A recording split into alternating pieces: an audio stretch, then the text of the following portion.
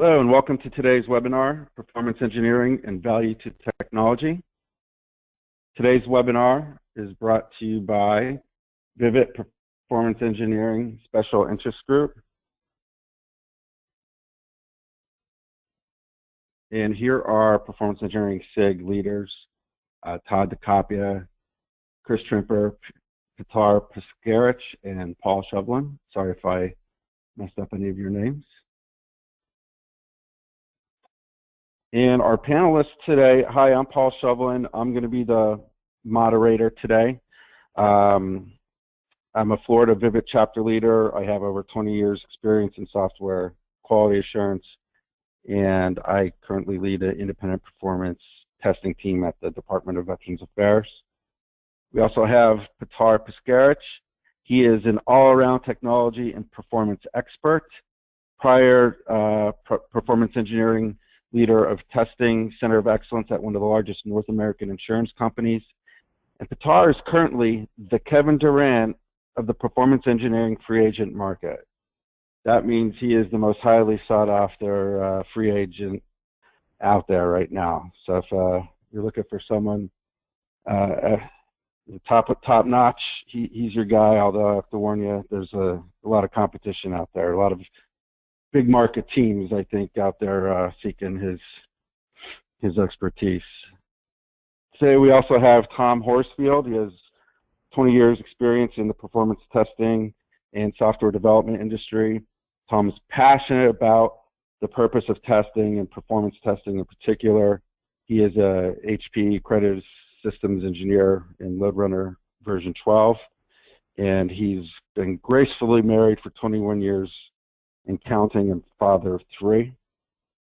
And last but not least, Mr. Tim Nichols, over 35 years of broad industry experience, almost 20 as a performance engineer, the last 13 with Checkpoint Technologies. Tim also has vast programming and VBA knowledge. His deep interest in the minutiae of data. He prefers WinSock to web. He loves programming in C and flying experimental aircraft. So yeah, Tim's an avid pilot, and he's a slave to 3 charming kittens. All right. So for those of you who may be new, we have monthly SIG meetings. The second Tuesday of every month. At the top of this slide, we have a link to our initial blog, and we also have links to the previous blogs where you can get access to slide decks and video replays and the polling results. And we also note here all the upcoming webinars and the dates. Give you just a chance to check those out, but this slide deck will be available on the Vivid SharePoint page, and I'll go over those, I'm sorry, not SharePoint, our Vivid page, and I'll go over those locations in a second here. We're always looking for panelists. It's never too early to sign up. While the webinars are planned for the rest of the year, we're still looking for panelists. If you haven't already, please go to our speaker survey link. This slide deck, as I mentioned, will be available along with previous presentations. But please find that speaker survey and fill it out. We're always looking for new panelists to come and share their knowledge. This slide deck will be emailed as well. Some quick housekeeping. Today's live session is intended for all Vivid members. The recording will be posted in the webinar section on the Vivid site, visible for all members. It's also going to be available on the Performance Engineering SIG group pages site, as well as Bright Talk channel, if you're familiar with that. Additionally, today's slide deck and webinar recording will be emailed to you via. Yeah, the link will be emailed once it's available out on the website. If you have any questions as we go along, please type them and send them in using the questions panel in the webinar control panel, questions pane. Sorry about the choppiness on those slides there. Here's a picture of the go-to webinar control panel that usually appears in the upper right-hand corner of your screen. Submit a question. Make sure the questions pane is expanded and type in your question and click on send. So we'll go ahead and get started. Today's agenda. As our panelists walk through their real-world examples, you'll hear common goals such as reducing production incidents, satisfying end users, organizational and business champions, building performance into features from the beginning, and delivering quality throughout the life cycle. Tim and Tom are going to focus more on team dynamic success stories, and Patar is going to focus more on specific technologies with examples on how they may be leveraged for success in achieving the aforementioned goals. So how many times have you sat and waited for an application and thought, was any performance engineering done for this? Example may have been in January when they had the largest Powerball drawing in history. I bet many of you were trying to check the winning numbers. Well, no, most of you probably knew better than to jump on the site at the time of the drawing, knowing how overloaded the system will be. One of our colleagues actually ran a script against the site, and the response times were, as you would expect, through the roof. Now, do you think that user experience is going to prevent you from buying a Powerball ticket the next time the drawing's that large? No, because we're still going to buy those tickets. It's all about supply and demand. However, if you're shopping online and have a similar experience making a purchase, are you likely to return to that site? No. Will you tell others of your experience? Yeah, probably. And will they shop there? No, not likely. Our esteemed panelists are going to share some of their real-world experiences, and hopefully these examples can help you market performance engineering to your organization. But first, a topical performance engineering challenge arose recently. Perhaps some of you noticed. Yes, Pokemon Go is not available. Hopefully they have a representative attending this webinar. All right. We have a first polling question before we get rolling. What is most challenged? Sorry? Well, I didn't know if you wanted me to read through the polling questions. Sure. Oh, sorry. Yeah. Go ahead, Tom. So this is polling question number 1. My name is Todd DiCaprio. Thank you for allowing me to join, Paul. In this polling question, just take a few moments here. What is most challenging to your organization? Please just select one of the below 4 options. Preventing production incidents. Number 2 is end user satisfaction. Number 3 is performance engineering not getting involved early enough. Or number 4, the lack of internal business champions for performance engineering. And again, I see this as a great question, and especially in light of a few different things. And Paul, you mentioned Pokemon Go, which I don't know how many of you have seen from a business perspective the impact of that, but upwards of, just in 2 days trading, $7.5 billion in additional market share, and over 33% increase in the stock value, all for Nintendo. So again, as we think about performance engineering and the value to the technology teams, this is one question for you to consider. What is most challenging to your organization? So again, if we could close the poll and let's see the results.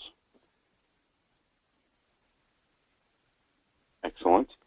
So as we look at these results together, what we can see is the majority was actually split between preventing production incidents and lack of internal business champions for performance engineering. Those tied at 33%, and followed by PE not getting involved early enough at 22%, and last is end user satisfaction at 11%.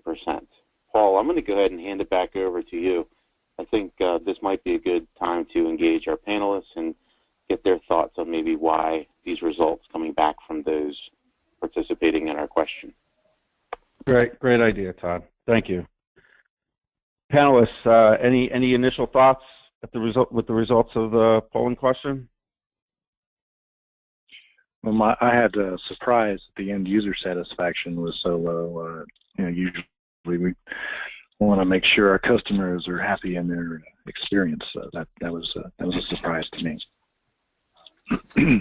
I'm with you, Tim, but since we don't get to feel that as much, we don't in the performance testing and engineering holes that we live in, but we definitely feel it when a production incident occurs, and all of a sudden leaders are into us, and we definitely feel it when we don't have champions for what we're doing. So it actually kind of makes sense to me. And I totally agree with that across my career. Yeah, thanks for bringing that part up. Having that evangelist and even the business support for PE is basically crucial. Because I guess I'd say a lot of us across our careers have seen it where performance engineering was a grassroots effort from the bottom up, and then we had to gain the top-down support and respect. So I think a lot of it is still in flux across different organizations, and hopefully that's changing in the recent past and recent future coming up. So actually is some more, I guess, vision around performance engineering at that organizational level. It's very, very well needed. Great inputs, guys. So we'll go ahead and move along, and hopefully we'll be able to address some of these challenges you're having in the next 45 minutes or so. So Tom, I'm going to turn it over to you. Take it away, Thanks, Tom. Thanks. Good afternoon, good morning, everyone. This is Tom. I'd like to discuss a real-world performance test success story using this performance thought model that I've been developing over the last decade, and it's still definitely in development. I like being able to see the big picture, so hopefully this trio makes sense of we're working for the business, making good software, and so what in the world does performance engineering contribute to this quest? And why should VPs of IT and those teams care about that? Paul, if we could see what's next. And so in this context, the ultimate goal is to deliver value to the business and to the customer. The classic begin with the end in mind. The success story I had in mind was with a digital asset management tool, which was to allow digital creatives to work with their professional photography and video. And we needed to make sure that they had the system that would serve their needs. Next slide, if you will, sir. I heard this trio of revenue, brand, and competitive advantage from Dan Booten, who's been active in our industry for quite a while. It's easier to think of it first when we think of online shopping or online travel like Amazon or eBay or TripAdvisor and so on. Revenue is all about today. Do we get the transactions through? Are we going to pass or fail? And as Paul referred to, if it's slow, people will abandon and we won't get that revenue today. And if we pass or fail, they'll talk. They'll tell friends and family. They'll put it out on social media, and it affects our brand. And in the same way, competitive advantage is critical because if our site is twice as slow as another or twice as fast, that's going to draw and keep. So when we think of what we're doing for the business, this really makes sense. This application that I was working on, these digital professional assets, it was internal, so it wasn't so much about revenue and brand and so on, but it was about satisfaction for our digital creatives. It's about the brand of the technology organization and the business unit that we were collaborating with. And our users aren't stupid, so if they heard about colleagues in the industry that had better solutions, they would get pretty irate and disappointed with our internal IT teams. And so, in a sense, we would lose business internally and reputation internally. So I think we're ready for the next poll, Paul.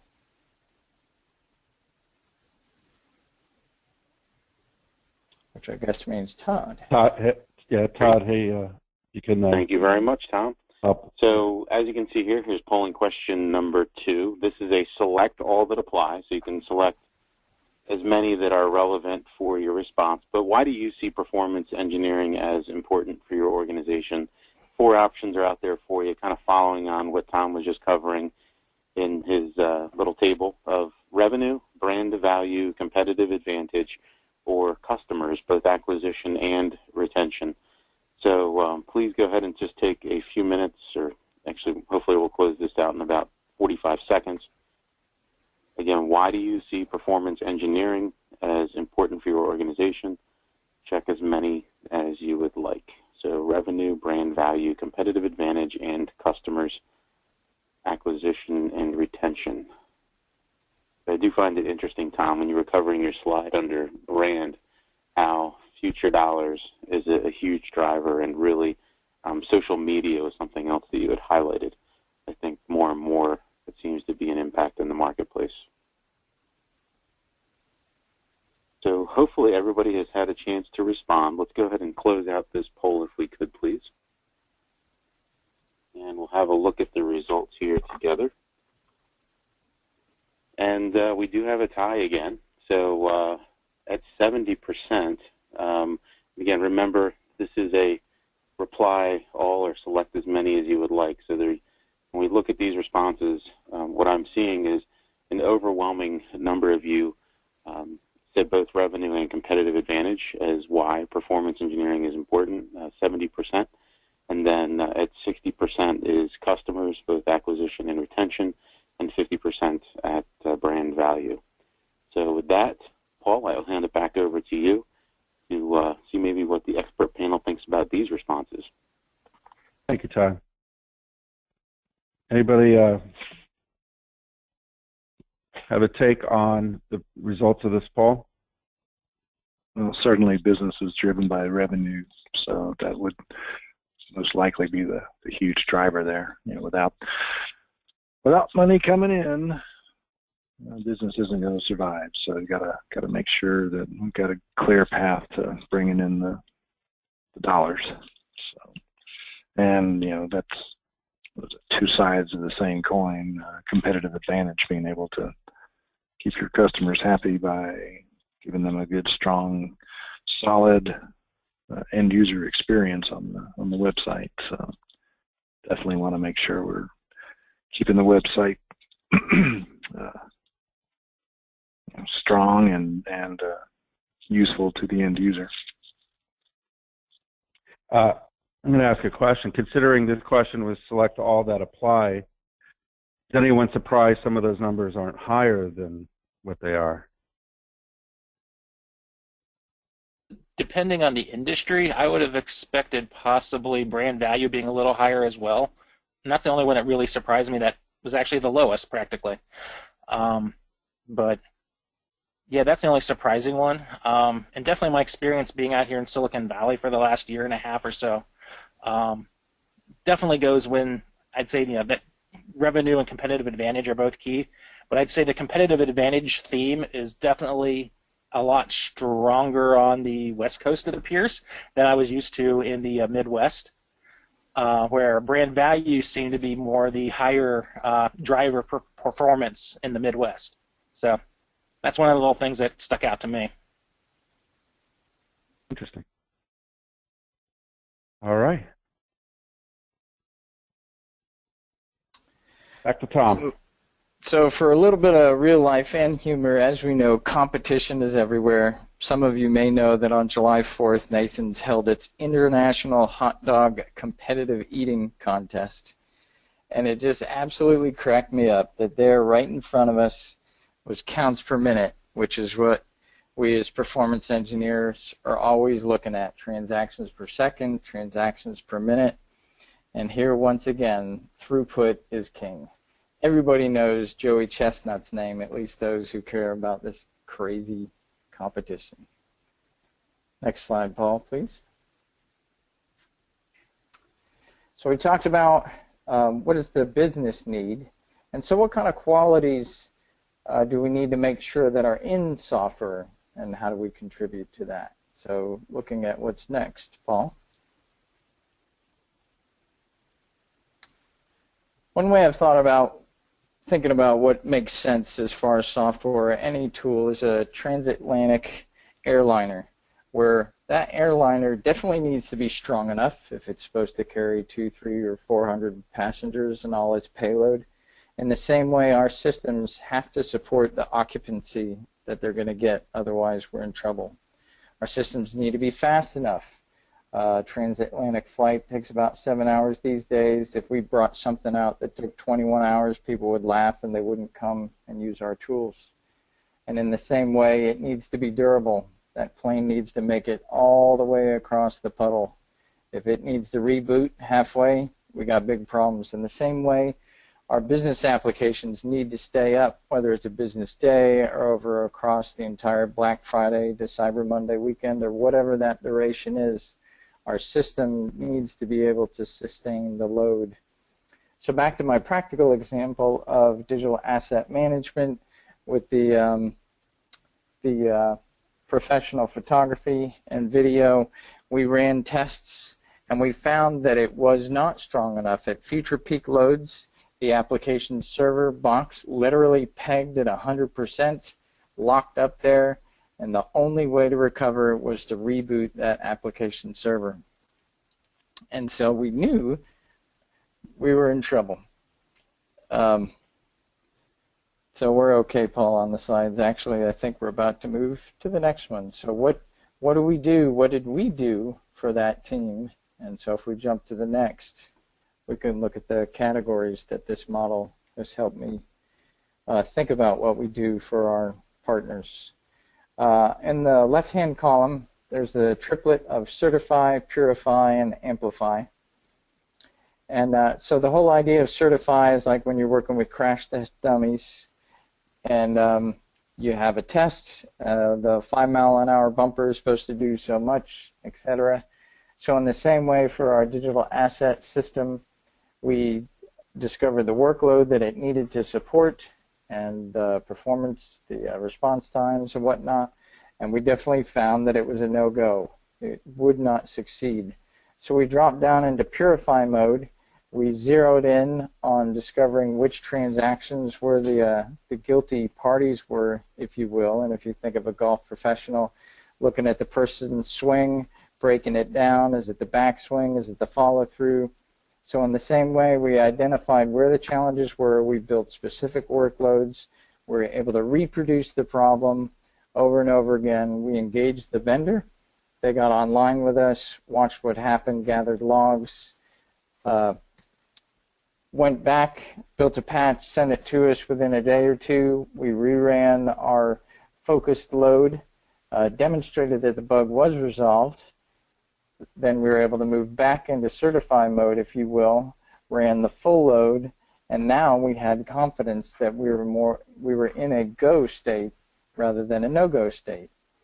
And just to touch on the amplify idea, at the same time, we recommended that to right-size the environment, to train our system, we felt that an app server focused, a virtual machine focused on doing the app server work was the right thing, because that box was doing two things. The IT business decided not to follow that, which is fine, because we all make recommendations, and for whatever reason, they have to make their choices. And but the good news is we're able to support bringing a strong and fast and durable application to market. Next slide, Paul.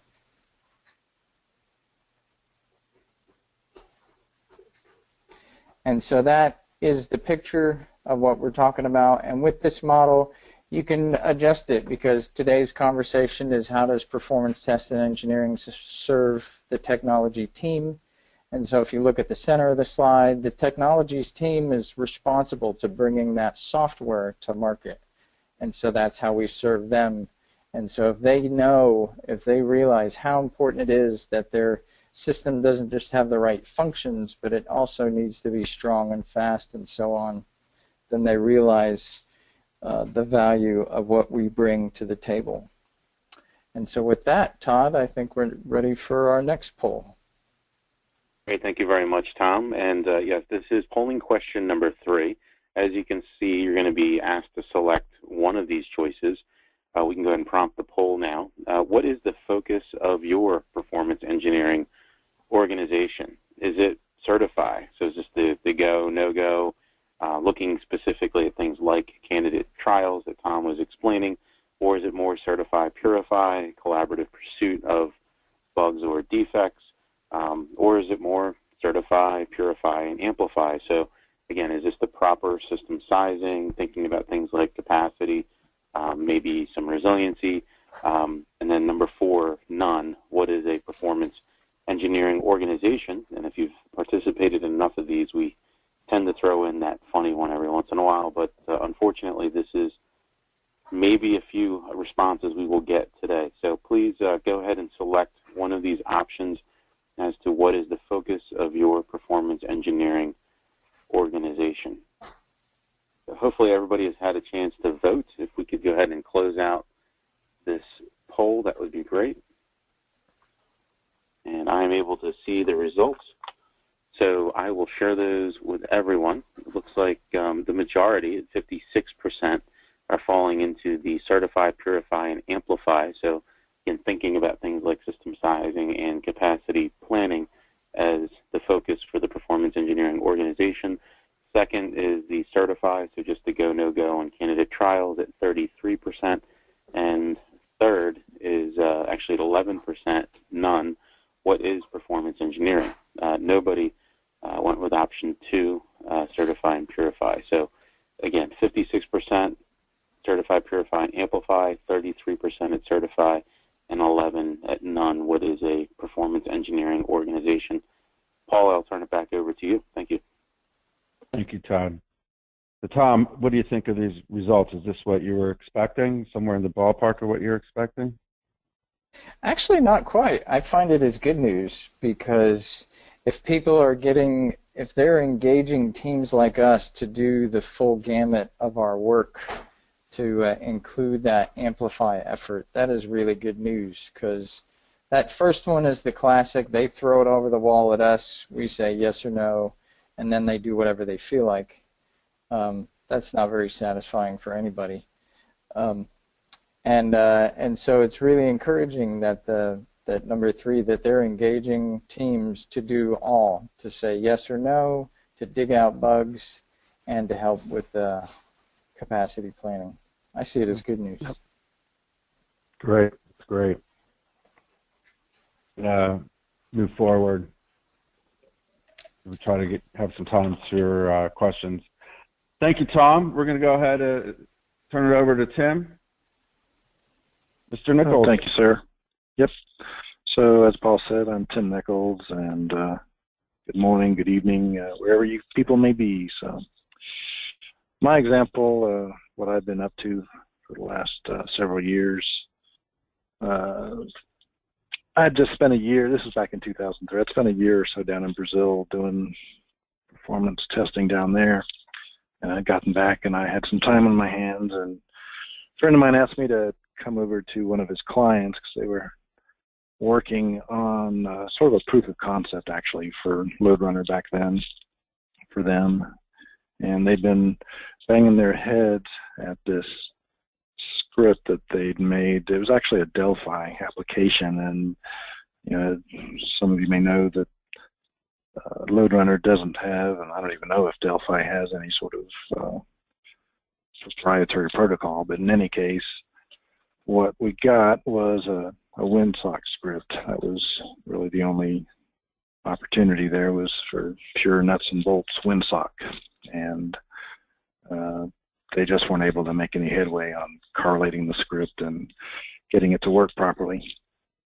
So I went in there, and as Paul mentioned, I really like that kind of thing, like the bits and the bytes and pushing the hex around. So it was old hat to me, and having said that, it did take me all day. And then at the end of the day, when I realized what my problem was. They sort of accused me of sandbagging and having them buy lunch for me. But anyway, we got it done pretty quickly, and after that, not only were they satisfied with that load runner could do the job, but they also engaged us to stay on staff and more or less drive the performance testing practice. So it was a win-win for everybody, I thought, especially me, since I was then gainfully employed. So anyway, that went on for many years, and as it happened, it took a while for this client to move beyond simple Delphi and actually begin to stand up web applications. So for quite a while, we were doing these WinSock scripts, and again, I enjoyed it, so I got to scratch my C programming itch and enjoy going to work every day. Meanwhile, if I wasn't actively doing performance testing, it was also training or exposing the other people who were already there to what LoadRunner was doing. You're good, Paul. And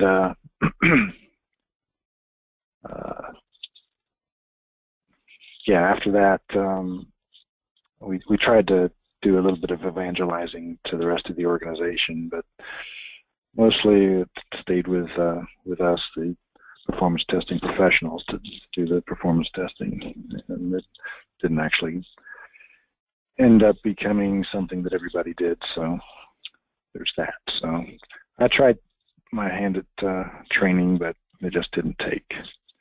In any case, after I'd say about 4 or 5 years, the client did begin to stand up a lot more websites for their legacy applications, kind of transitioning from the older technology to state of the art, more or less. And one day, got a call early in the week, and the guy I worked for said, "Hey, there's this really hot project that is going to be rolled out, and guess what? They just now realize that they should make sure that it's going to perform before they turn up the application and let their customers loose on it." And I said, "Okay, how much time do I have?" And he goes, not surprisingly, "Yeah, at the end of the week, Friday." Well, before I was in this client, my experience was as a load runner consultant. I'd go into some place and do something in a week and leave on Friday. You know, I'd arrive Monday and leave on Friday. So that was old hat to me. So of course I told him, "Yep, no problem, I can get that done." And so got to actually do this quickie turnaround testing. And the reason it's important to me was that for those previous 5 years or so, everything in this organization was very solid, very by the book, by the numbers, do it this way. You have a very definite set of steps that you have to perform in order to go through, which quite understandably made the whole entire performance testing effort drag out.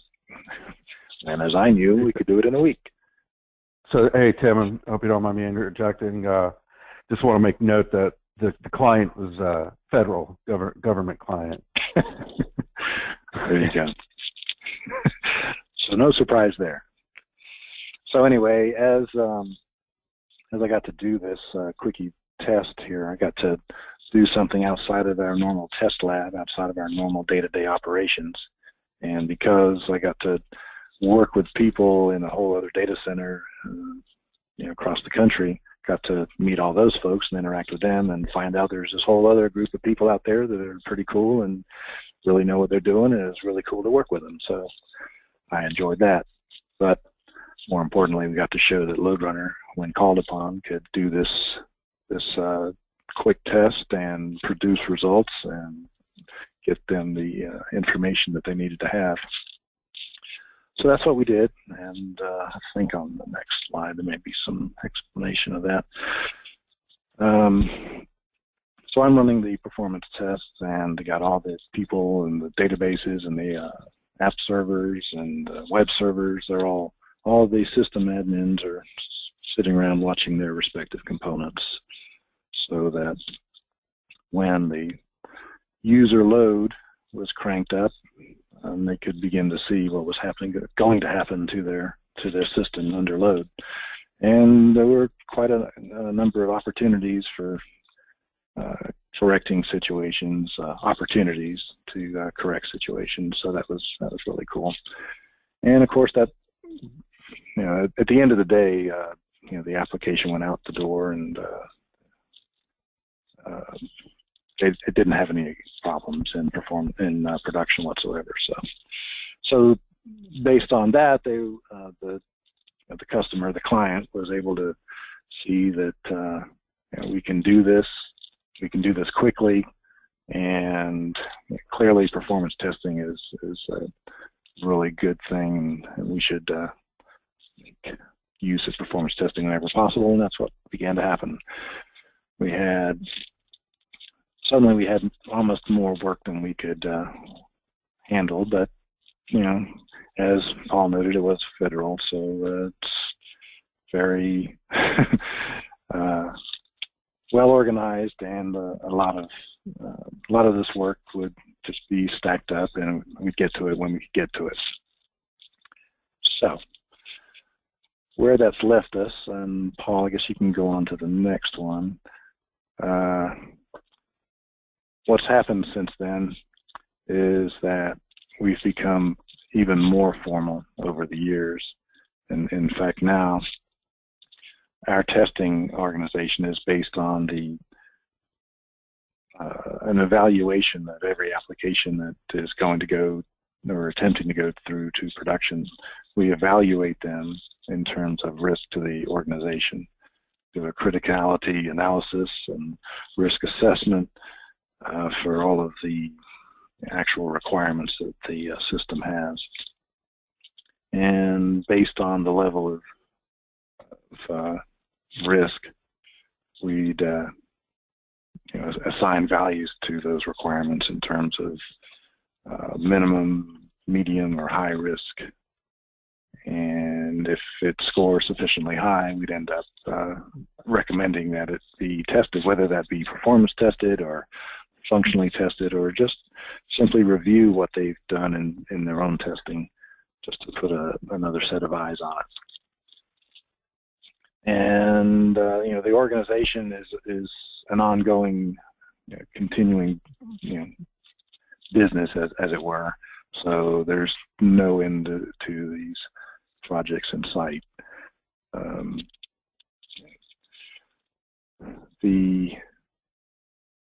What have we done? Over the last 5 years, I think it's there on the screen. We've evaluated over 250 applications to date, and like I say, there's no end to how this process can provide stability to the production environments based on our inspection of the applications before they get anywhere near production. So we think that we're doing a pretty good job here for this client. And as I look back on my years here, I can say that we're sort of here because of that one little afternoon that I spent there figuring out that WinSock script. And I can kind of look back on that proudly and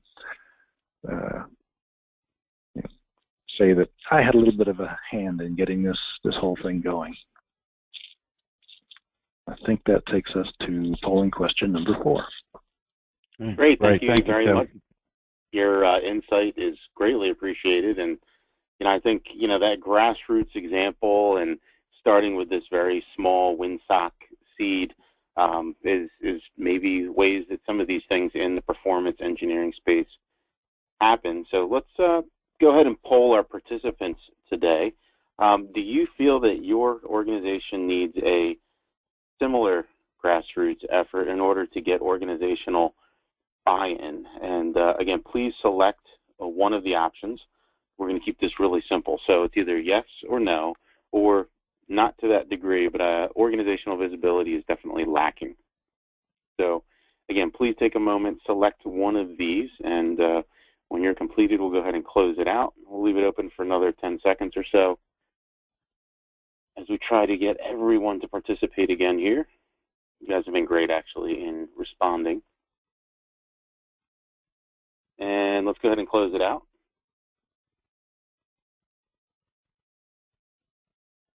All right. Well, thank you all for participating. Hopefully you can see the results in front of you. If you're not able to, let me read them off. 50% of the people who responded said that not to that degree, but organizational visibility is lacking, then followed by 38% at no and 13% at yes. So, Paul, I will go ahead and turn it back over to you to get some thoughts from the expert panel on these results.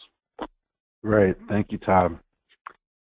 Tim, any initial thoughts to the results of this, Paul? Just that there are companies, organizations out there that are just getting started still. In, 2016, we've been doing this for almost 15 years or more, and that there's still opportunities for performance testing. Just because for whatever reason, either they're startups or I guess you think of the large organizations that are out there and assume that they've got to be doing performance testing. So that leaves, like I said, the startups that are just getting going that haven't yet begun to either have the time or the budget to do performance testing. So there are opportunities out there to get started on the ground floor in performance testing. And not only that, but within organizations, as we all know, there are organizational changes constantly. We're going through one at our major client where project teams don't have to come to us for our services. We know some will due to their experiences, but we also need to go ahead and find more additional business teams as champions, more project teams to tout our the successes we've helped them achieve through our services. So due to an organizational change, we're going back through this on how to market ourselves and who can help us out.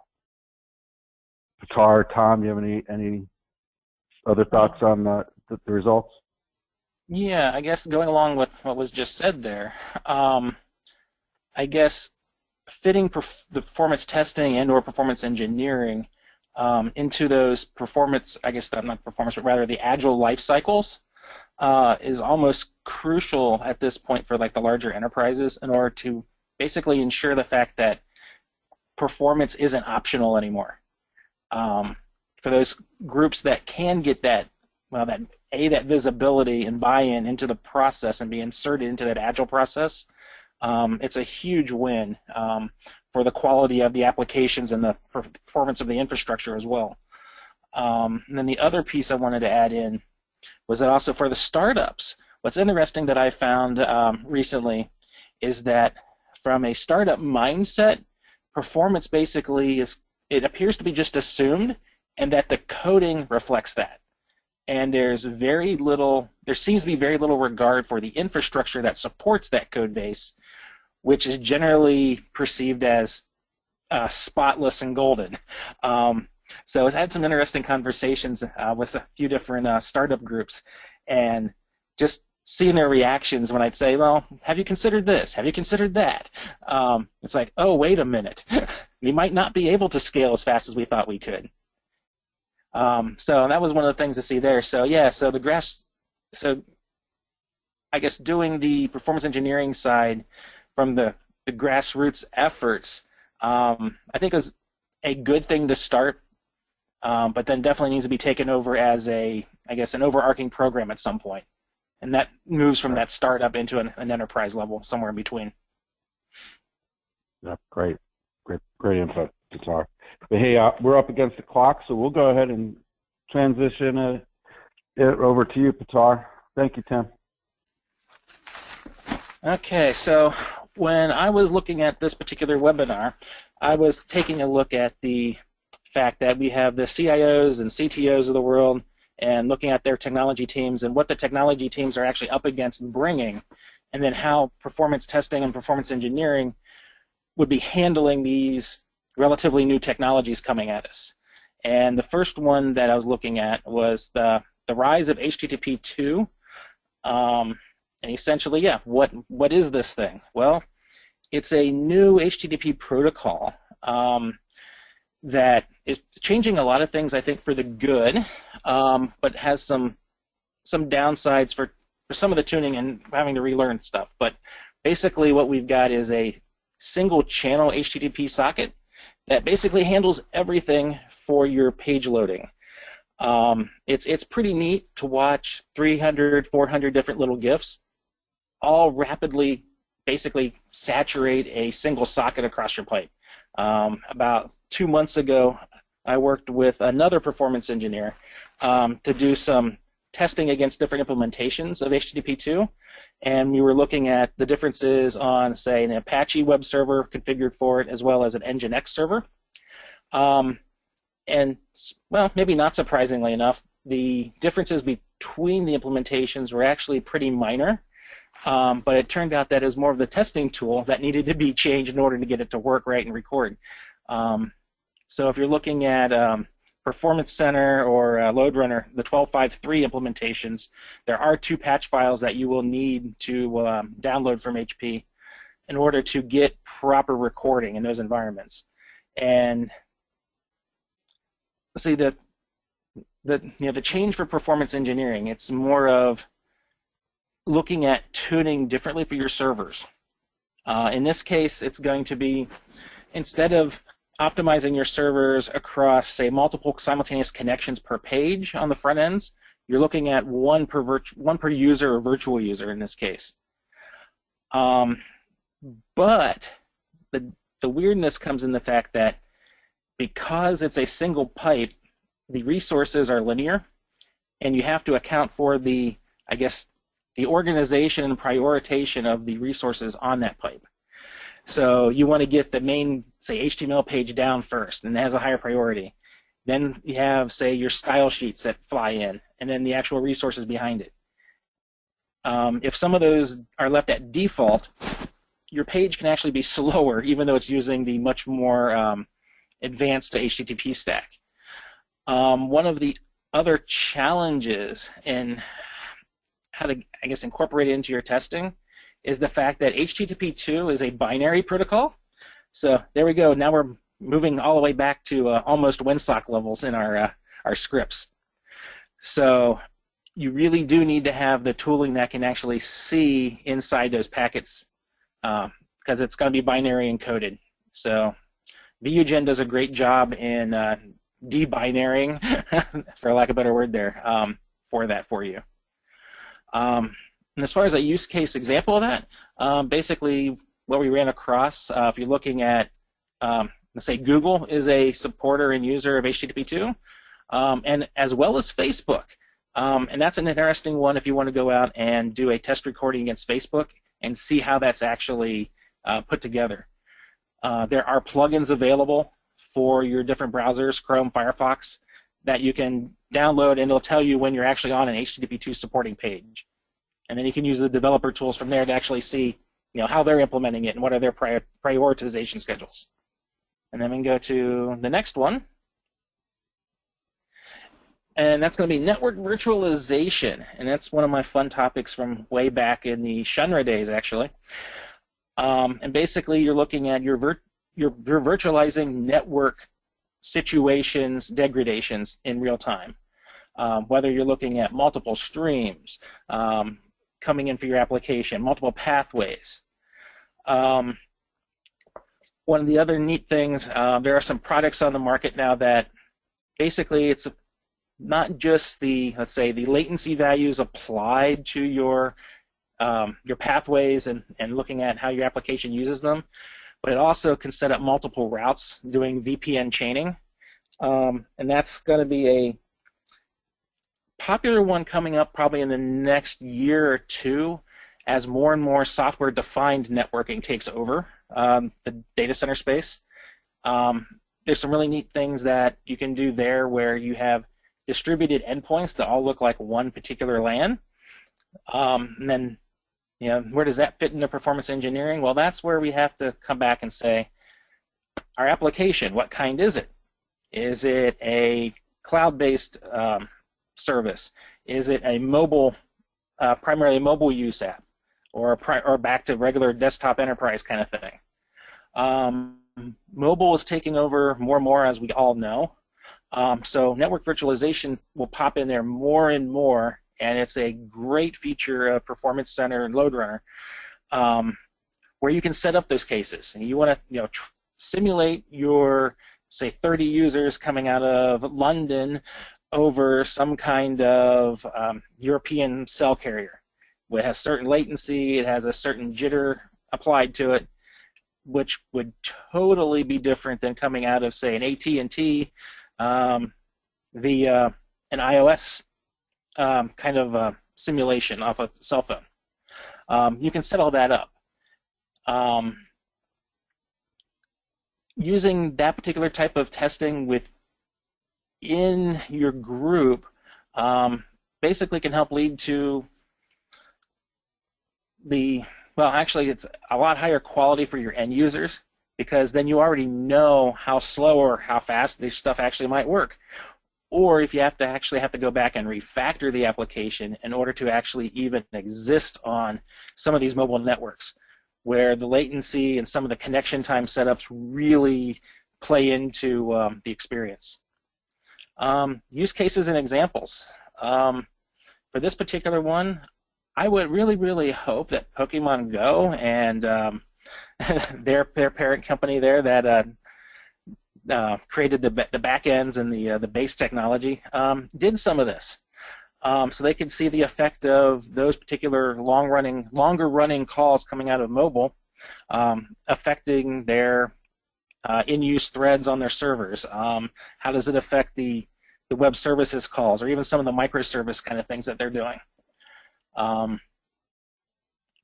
Yeah, another use case, way back in the day when one of my previous employers was doing a Super Bowl ad campaign, they never really knew how the front end would affect things.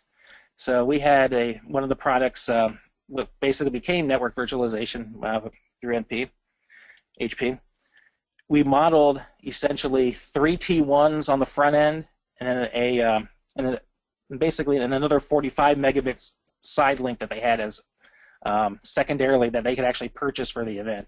So we actually tied all 4 of those links together, ran the performance tests through it at about 80,000 virtual users, and we actually watched what happened on those pipes.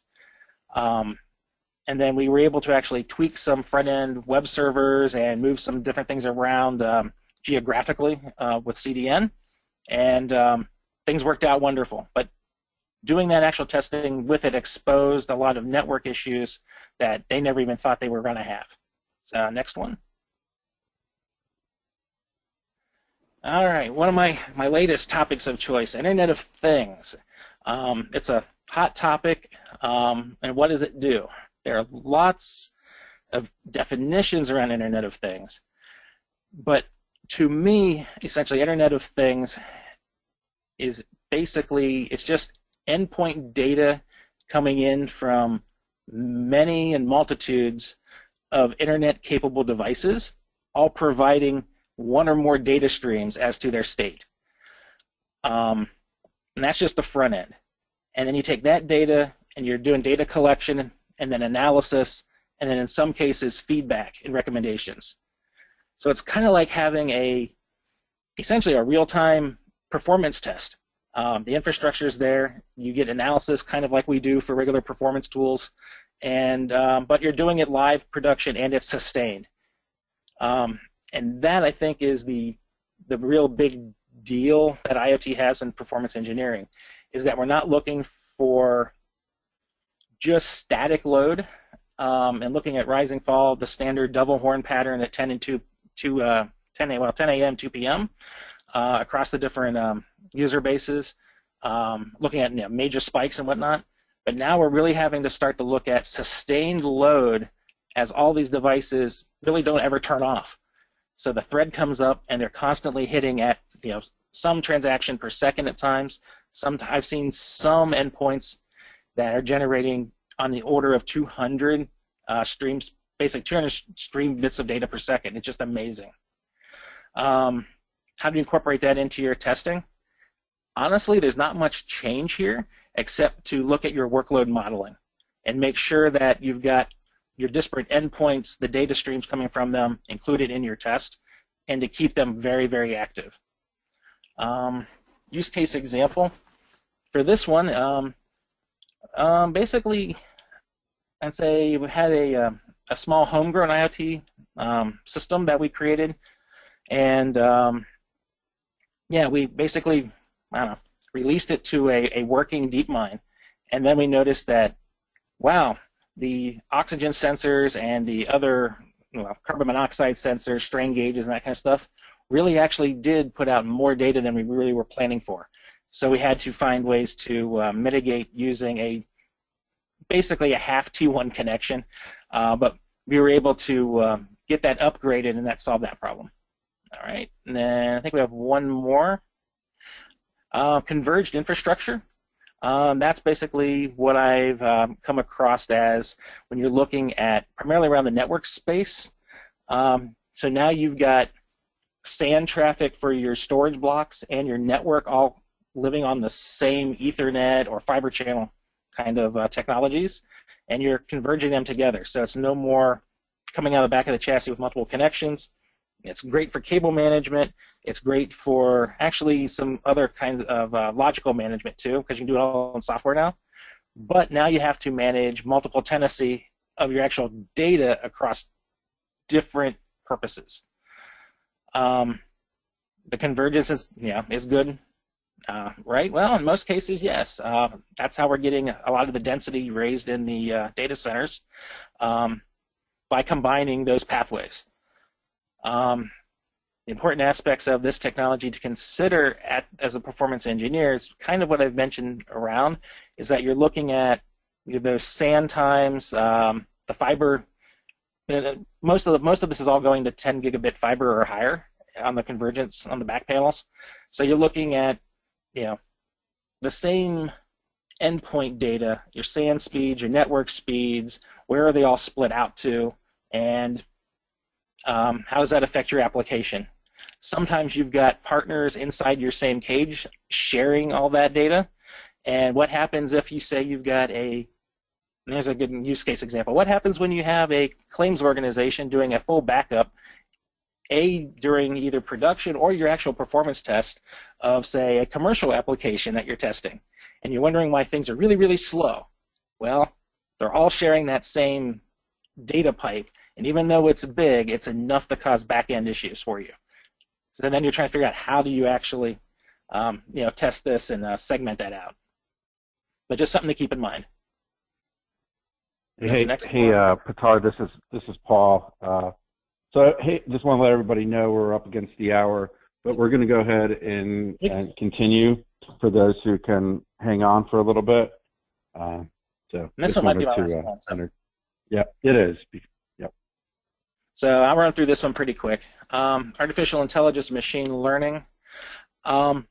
This, I feel, is one of the next steps actually to performance engineering, is where we have the data coming in from all of our tests and all of our monitoring systems, closing the loop through APM, and using that data in real time and for post-analysis to actually start creating performance signatures on the fly that us engineers can use as kind of like mini root cause and predictive analysis kind of pieces of data. Make things easier for us as well, and also come to quicker problem resolution.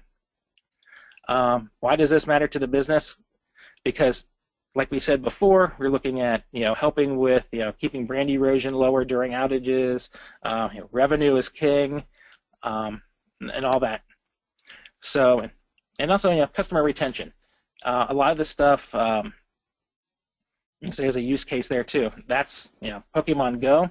they're collecting a lot of data on us. Where we are GPS-wise, what time we were there, what we're collecting, looking at little social indicators and things. All that data based in metadata all gets analyzed, and it means things. So where do companies test launch new products? Where do new cell towers go up? All this stuff can be used to solve those kind of questions. And it's kind of I think it's just a natural progression to the data that we're collecting and using anyway. And then what's that next step? And how do we test this? Well, with AI models, it's kind of the same thing. We feed the data in from the actual performance tests, and also through looking at the production data. And the AI models will, in real time, push those out. The interesting piece here, though, is as a performance engineer creating that workload model for AI systems, it's pretty easy to just flood it with data and watch it do something really interesting on the back end. Sometimes it's fun just to feed these systems basically just really, really bad data and see what they recommend. That's one way to test it too. Now, I'll leave it at that. Great, thank you, Petar. We will move on to our final and fifth polling question. This one being, which is most critical to your performance engineering organization? We'll go ahead and open up the poll now. Please select one of these options. Again, we're going to cover the 5 topics here that Petar just rolled through. So again, what is most critical to your PE organization? Is it HTTP2? Is it network virtualization? Is it the Internet of Things, converged infrastructure, or artificial intelligence and machine learning? Please take the next 5 or 10 seconds to select one of these options and submit your vote so that we can have another 100% participation. With that, let's go ahead and close out this polling question, and we'll show the results.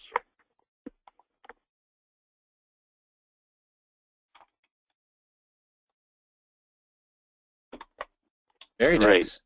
Everyone should be able to see the results. So at 50% is the Internet of Things, then followed by 33% at converged infrastructure and 17% at HTTP2. No responses for network virtualization or artificial intelligence and machine learning. Paul, I will turn it back over to you. All right, thank you, Todd. Petar, what are your thoughts on the results? I guess from spending the amount of time I have lately on research and development of some of the new things coming out, I'd say it lines up pretty well with the state of, I guess, most organizations that are doing PE today. New things are coming. So I think those zeros around, well, the network virtualization one surprises me, actually, as being 0. The artificial intelligence one doesn't surprise me, because that's definitely coming. And Internet of Things is definitely hot. And it's only going to get bigger as more and more things are connecting and sustaining that data flow. So we'll see where hopefully it goes. Hopefully the 0 for network virtualization means that everybody's doing it and that they're having no challenges with it whatsoever. All right, so we're going to move forward. Here's some helpful performance engineering community sites. I'm not going to walk through them in the interest of time. Here are our scheduled monthly meetings. Please share our colleagues. We second Tuesday of every month, and everything, blogs, recordings, available online. For speakers, again, please, we're always looking for more folks to participate. Everyone come out and share their knowledge. We all benefit. And these will be this is in the slides that are on the site. HPE Discover Europe, save the date. November 29th, December 1st, London. Registration information is not out yet, but the upcoming.